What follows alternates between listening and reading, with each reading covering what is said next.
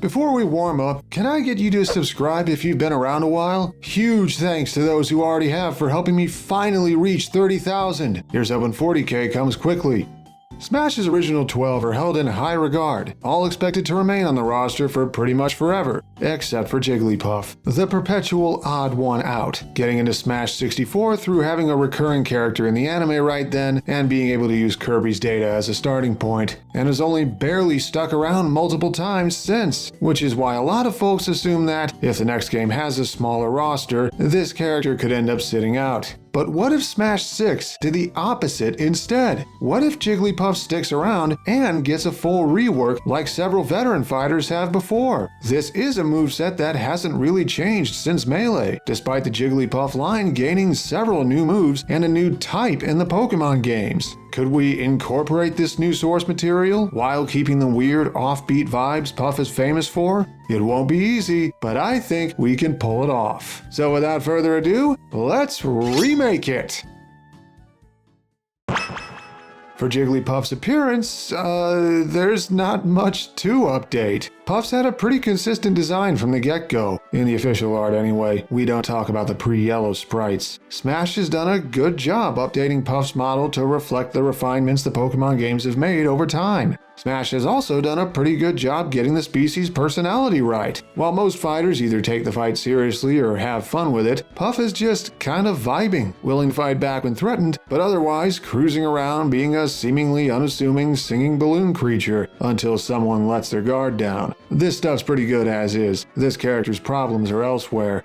Puff's current alts are okay, but can we make them better? For one, do they all need to be a shade of pink? Comes off like TPC has a mandate in place, and it'd be for the better if they eased up on it. A few other pastel colors could work wonders. Pale blue, mint green, a white/grayscale alt referencing the Game Boy, etc. We could also cycle in some new headgear. You know how a few reference the Pokémon games already? What if we swapped out the Bugcatcher's straw hat for the stylish one worn by the female player character in Scarlet and Violet? Or have the generic pink ribbon replaced with a pale silk scarf tied around that alt's head like a bandana? Won't boost your normal type attacks though. Also, I know some people have pushed for the Paradox counterpart Screamtail to be a set of alts, but I have to put a damper on that. Screamtail's a lot bigger than a regular Jigglypuff on average, and that long streak of hair would mess with being able to accurately tell where the model's hurt boxes are, since they'd have to be the exact same as the default Puff, which doesn't have that hair. Gotta be realistic here, unfortunately.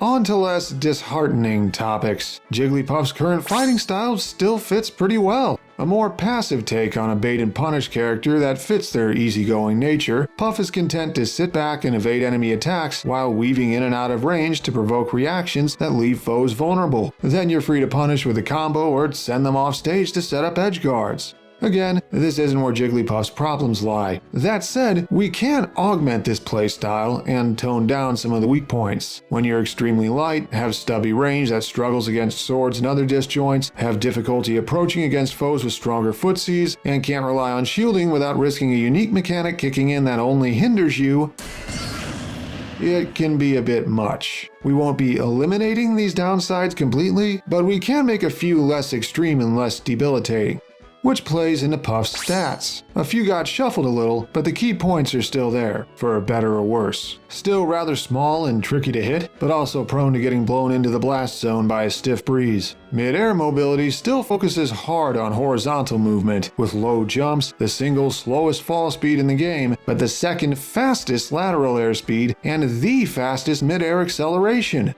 The stats that did get adjusted? The ones related to grounded movement. Run speed's a little less sluggish now, roughly 5% faster, and walk speed is 7% faster, which means Puff's long distance movement and small spacing adjustments are a little better now. However, it comes with a trade-off. Puff's initial dash is 3% slower. Having slightly worse burst movement isn't ideal, but the buffs elsewhere should compensate. These adjustments and wider moveset changes affected some of Puff's numerical ratings, still boasting above average damage and attack speed despite having mostly low base stats in the Pokémon games. The moveset does have a few more combo options now, and a certain adjusted special has made Puff's recovery even better. And while their knockout power is still inconsistent, it's in a different, less frustrating way than before. Thanks to having more tools for reading and conditioning people, this character isn't as reliant on cheese tactics anymore. Sometimes you might also struggle a bit and have to rely on a stray back air or smash attack to get the job done, but the more you figure your opponents out, the less pronounced that'll be. I've hyped it up already, so now let's see this changed moveset. Starting with the basics, Jigglypuff's jab combo takes after the old one but with a new animation. Instead of 2 forward punches with stubby hands, Puff performs 2 slapping motions instead, based on a move commonly associated with the line that hasn't been in the games since Gen 7. Puff's forward tilt is the same as before. A simple spinning kick you can angle up or down with underwhelming range but more power than it looks. Don't worry, things will get more interesting. Like this new-ish up tilt, Puff ditches the Kirby knockoff Scorpion Kick for a grounded version of what used to be their up air. Waving one arm overhead makes for a long-lasting anti-air that hits a pretty wide area, and while it's a bit laggier now, it's still a great low percent combo starter. Puff's down tilt got left alone though. While slower than most brawler down tilts, its surprising reach, high knockback growth, and low angle to that knockback gives it a niche of setting up edge guards and taking stocks at high percents. And for their dash attack, wait, what's this doing here? Instead of tripping and falling over, now Puff goes into a delayed but pretty lengthy roll that bowls opponents over with respectable power. This partially compensates for their awkward grounded movement, but with startup as slow as a smash attack, you have to know when it'll hit.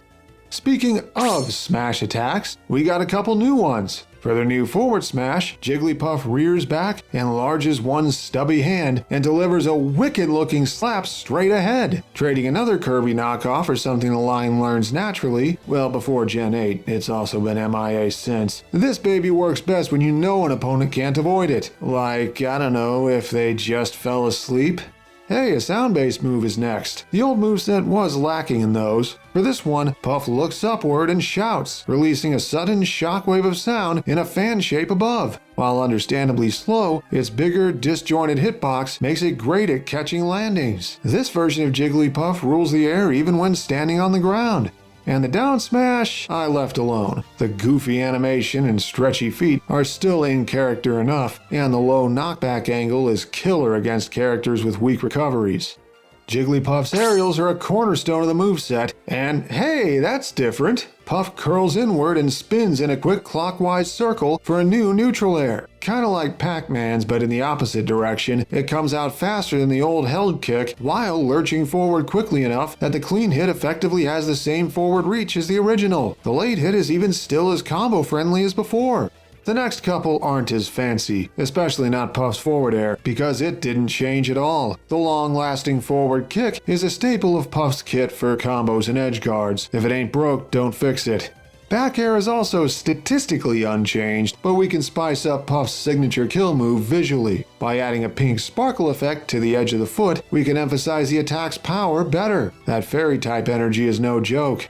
And now, another sound-based move. Puff looks up and sings a short note that creates a small sound wave directly above. With a wider arc and actual disjoint compared to the old up air, it's even better now at keeping opponents in the air. But it has a few more frames of end lag to compensate and give the animation enough time to not feel rushed.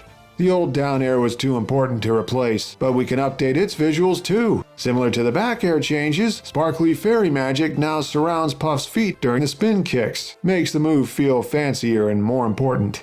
Jigglypuff's grab game starts with slightly adjusted grab animations inspired by another move the line naturally learns. Instead of swiping forward with one hand, Puff puts on an ambiguously genuine smile and casually reaches directly ahead. Still similar statistically, doesn't have much range, but has decent startup on the dash and pivot grabs, quick startup on the standing grab, and some of the lowest end lag in the game on all of them. Pummel's the same still though. Appropriately silly looking, it helps tack extra damage on. Puff's throws got mixed up a bit though, starting with another vocal attack for the forward throw. Shouting out a wide sound wave at point blank range, it deals 3 hits that send the opponent away at the end with greater knockback than before. Back throw is similar to the old one, but with the opponent's position adjusted now so Puff falls right on top of them for a surprisingly powerful slam. The resulting knockback also has a lower angle, forcing low recoveries that make edge guarding easier. Puff's up throw still tosses the opponent upward with a flourish, but now it's accompanied by the sparkly fairy magic from a couple other moves. Also has much lower base knockback, making it a workable combo throw at low percents. And a down throw is the same as before. You wouldn't think having a living balloon roll on your back would hurt much, but it's Puff's highest damaging throw. Lastly, Jigglypuff's taunts got changed up in varying amounts. Down taunt's completely unchanged and still as ridiculous as before. Side taunt still has Puff spin around and strike a pose, but now that pose includes holding up a microphone? Where'd that come from? But Puff's up taunt is brand new, quickly singing a few notes to keep their voice sharp, with an extra trick. While you can't cancel out of this one early, unlike most taunts in Ultimate, pressing different directions, A or B, changes the pitch of Puff's voice, letting you create your own music for a couple seconds. Imagine breaking someone's shield and stopping to sing in their faces before actually landing the finishing blow.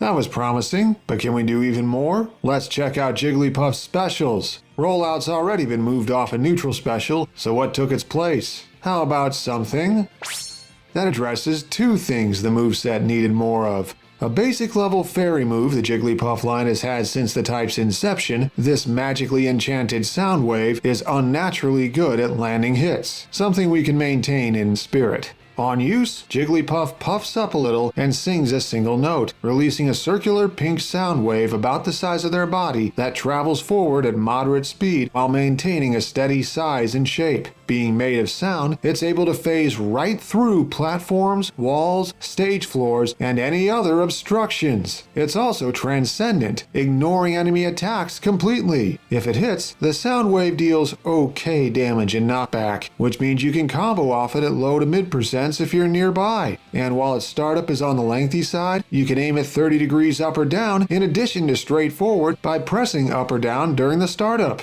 The catch? If Puff gets hit, the sound wave immediately disappears, which is a problem when it ignores and therefore can't stop enemy attacks. Disarming Voice is a unique projectile tailor-made to help Jigglypuff approach better. Fire it off at your preferred height and angle, then jump in behind it and force opponents to deal with 2 things at once. Just don't try to zone with it. The slow startup and inability to block stuff make it suck at that. On the other hand, angling it down from near stage height can make your edge guarding even better.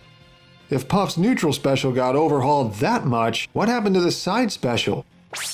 Actually, not much at all. I thought it best to leave this one intact. Still weird having a basic level 1 normal type move as a special, but this advancing punch that pressures shields, combos into stuff, and provides extra recovery is a cornerstone of the character's kit that's best off left alone. While other parts of this moveset have changed, Pound is still as familiar and useful as ever. Consider it an anchor point amidst all the new and altered stuff.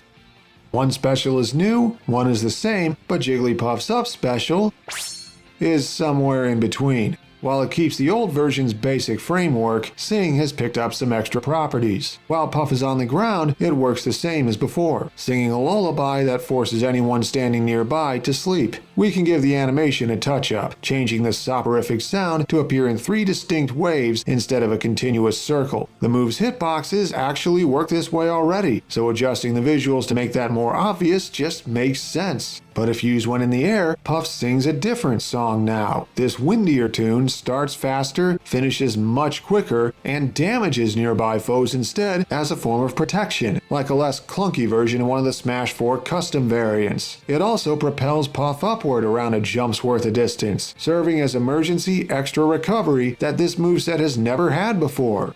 Now, Sing is a helpful disadvantage state tool in addition to its current role for advantage states and hard reads. Should come in clutch for a character so light and so vulnerable when recovering vertically. Sure, it means both Puff and your target have to be grounded now to force them to sleep, but since sleep is such a powerful status effect in Smash and Pokémon, this trade-off is probably for the best. But what happened to Jigglypuff's down special? Turns out, it's also in the same concept but with changes club. Yeah, I didn't want to get rid of rest, but I did switch up how it works. Let me explain. On use, Puff still falls asleep on the spot, but now there isn't a small yet drastically powerful attack right on their body at that exact moment. However, as Puff slumbers away, now sparkly fairy energy builds up within their body with increasing intensity. Press any button while asleep and Puff immediately wakes up on command, releasing the built-up energy in a violent pink semicircular explosion of sound. While only slightly bigger than Puff's body and comparable to a smash attack if you wake up quickly, the longer you wait before waking up, the bigger and stronger the resulting blast gets, which means you now want to delay the attack for as long as possible to make it as strong as you can get it. Just don't wait too long or Puff wakes up automatically and the energy harmlessly dissipates. These changes reorient rest from being a massive source of cheese to a bombastic yet technical read-based move, rewarding you for successfully predicting what an opponent will do, falling asleep in a spot where you can evade their attack, then waking back up with a powerful punish. That said, there's still a lot of end lag upon waking up. Could have Puff yawn to justify it, so it's very punishable in turn if you screw up the read. And the hitbox's semicircle shape means it doesn't hit ledges from on stage, so you still have to go out and edgeguard people in ways this character is really good at anyway. Can we end this star performance in style? Behold, a new Final Smash that pulls from multiple sources. Making a read of my own here. The Jigglypuff line can't currently learn Boom Burst, but they're not very strong as is, and Screentail does get it, so I figure it's only a matter of time. Powered up by the Smash Ball, Jigglypuff terastallizes on the spot, gaining a crystalline coating and a fancy diamond hat. On cue, they whip out the microphone from the side taunt, puff up to store as much breath as possible, then scream straight ahead in a way that make their alt-timeline ancestor blush, dealing a powerful hit to anyone in the way. But that's not all. You can still move around for a few seconds afterward. And if you press B a second time, Puff screams again for a second hit with even more range. And we're still not done. You can press a third time for a deafening final attack that hits in a huge circle around you and gets so loud it shatters Puff's own Terra crystals like they're a glass window. Wait a second, is this just Mike Kirby with a fancy reskin? Wouldn't be the first time Smash paid homage to the series that inspired it, and it certainly works here. And there, a revamped take on Jigglypuff in Smash that adjusts a few stats, overhauls the moveset, and makes targeted changes to their specials to modernize their fighter design while keeping the offbeat charm intact. No longer a relic of the early 2000s, the moveset now uses more of the stuff the line picked up in Gens 3 to 9, including the fairy type that 2 entire Smash games did nothing with. The end result should, hopefully, be a fighter who is still unconventional but has a few less polarizing extremes and isn't as reliant on cheesing people to win, but can still choose to sometimes. I've seen a lot of split opinions on this character. While a lot of people wouldn't mind a rework if Puff doesn't get cut next game, not everyone agrees on how to do it or which moves to replace, besides rollout. I myself had to brainstorm about how best to change the specials. At one point, I even considered replacing Sing and/or Rest, as sacrilegious as that sounds. Any Jigglypuff mains watching, how'd I do? Did I pull it off? Or were some of the changes too drastic for their own good? And if you thought I did do well, check out my previous remakes. Covered Lucario earlier this year already, and I've overhauled several others whose movesets haven't aged very well. Worth a look? Special thanks to the following for contributing to this video. Shout out to my patrons for the continued support. And now, the stage is theirs. Anyone currently supporting me on Patreon for as little as $1 a month can vote on which of these 3 characters gets remade next. This poll should be interesting. So, until next time. Does anyone else feel tired all of a sudden?